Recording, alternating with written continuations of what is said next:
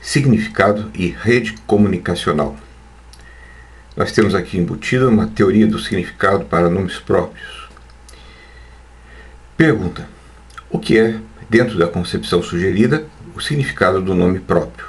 Resposta: não é a regra metadescritivista, pois essa é a forma comum às regras de identificação de todos os nomes próprios e cada nome próprio tem o seu próprio significado a distingui-lo dos demais. Se você encontra escrita em uma pedra na praia a frase "Tito ama baby", você sabe que encontrou dois candidatos à aplicação da regra metadescritivista, dois nomes próprios, mas não sabe ainda o que eles significam, o seu conteúdo informativo. Você não tem como identificar nem Tito nem baby. Portanto, se considerarmos o significado do nome próprio como o seu conteúdo cognitivo e informativo, fica claro que o significado do nome próprio se encerra naquilo que as descrições do feixe de descrições exprimem. Isso nos sugere distinguir duas significações ou conteúdos cognitivos. Primeiro, o núcleo central principal, constituído pelas descrições fundamentais, localizadora e caracterizadora. Segundo, as auréolas de significação, constituídas pelas descrições auxiliares, que assim basta considerar exemplos. Se me perguntarem quem foi Aristóteles, eu, que realmente sei quem ele foi, não responderei com descrições auxiliares, mas com as descrições fundamentais, o maior filósofo da Grécia Antiga, junto a Platão, etc. Essa resposta faz surgir um problema. Alguns nomes próprios abreviam descrições conhecidas por todos os seus usuários. Por exemplo, nosso gato Mimi. Nós aqui em casa conhecemos bem Mimi, os seus hábitos, as suas cores, sua forma, sabemos identificá-lo por isso. Mas há muitos nomes próprios cujo conteúdo cognitivo é pouco conhecido pelos seus eventuais usuários. Por exemplo, alguém pode saber de Aristóteles apenas que ele foi o tutor de Alexandre, após ter visto o filme sobre a vida de Alexandre. Kripke notou que tudo que a maioria das pessoas sabe sobre Feynman é que ele foi um cientista, e que mesmo assim elas se referem a Feynman e que muitas pessoas associavam ao nome Einstein a descrição errônea, o inventor da bomba atômica, e mesmo assim se referiram a Einstein. Sabem essas pessoas o significado dos nomes próprios em questão?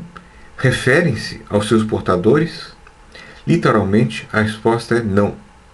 O que eles têm é um significado precário e uma referência parasitária.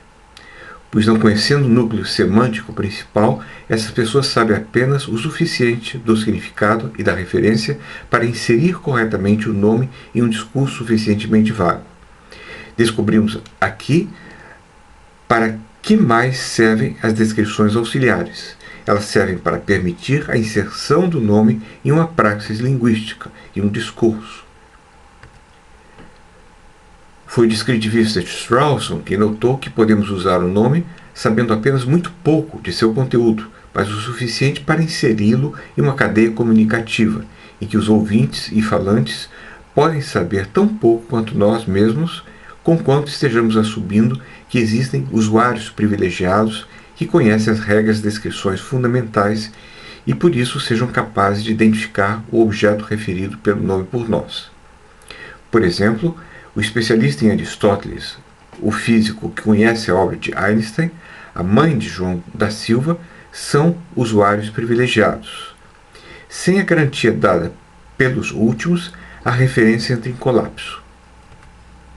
Imagine, por exemplo, que a Terra seja atingida por um asteroide gigante e que apenas um grupo de nativos que nada sabem sobre Aristóteles sobrevivam e que eles encontrem em uma tira de papel a última referência a Aristóteles existente no mundo. Aristóteles foi o marido de Pídias. Isso em nada os ajudará a saber quem foi Aristóteles, pois o discurso no qual eles inserirem esse nome próprio não possui mais usuários privilegiados capazes de validar a sua referência parasitária. Outro poderia ser o resultado se as descrições fundamentais pudessem ser encontradas. descrições fundamentais, mais algum conhecimento histórico. Existem duas condições para a inserção bem-sucedida do nome próprio no discurso, elas. Primeiro, é preciso que o falante tenha um conhecimento tácito da regra meta-identificadora. Todos nós temos conhecimento implícito. Segundo, é preciso que a descrição que ele associa ao nome próprio seja convergente, entendendo-se por isso uma descrição que classifica corretamente o portador do nome.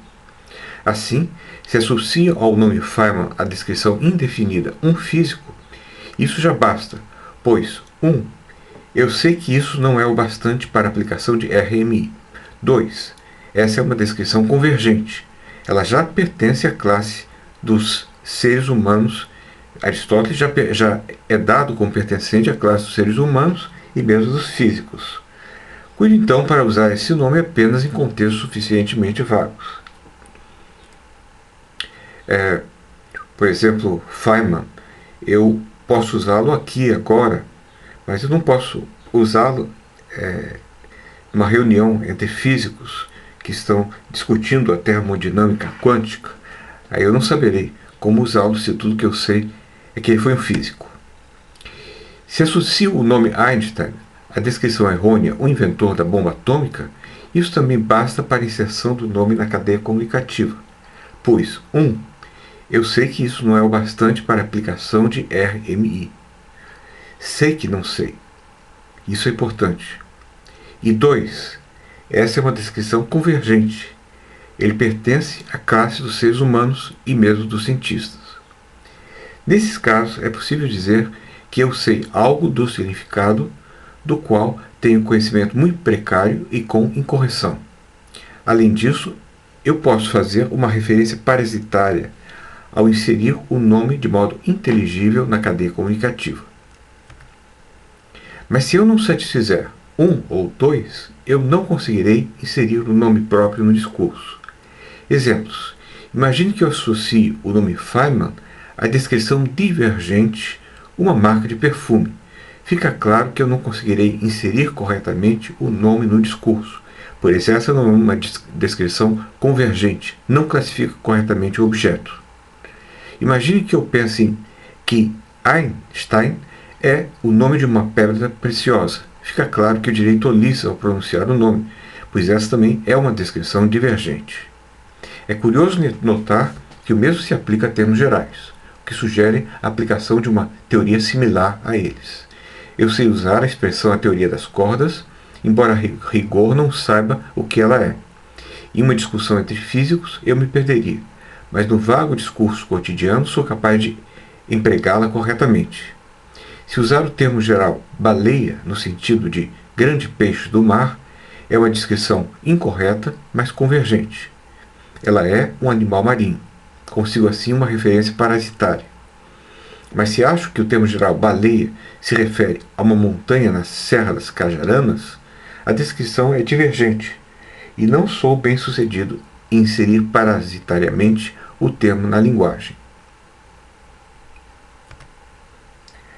A rede comunicativa, o discurso, funciona muitas vezes como o que Panna chamou de divisão de trabalho da linguagem. O pressuposto é correto, apenas que damos uma interpretação internalista dessa divisão de trabalho. O que existe é uma divisão cognitiva, geralmente tácita, do trabalho da linguagem. Aliás, a ideia de uma divisão de trabalho da linguagem não é nova. Ela já pode ser encontrada em Locke, que era um internalista e defendia uma teoria ideativa do significado. Outros filósofos, como Peirce, também perceberam a sua existência.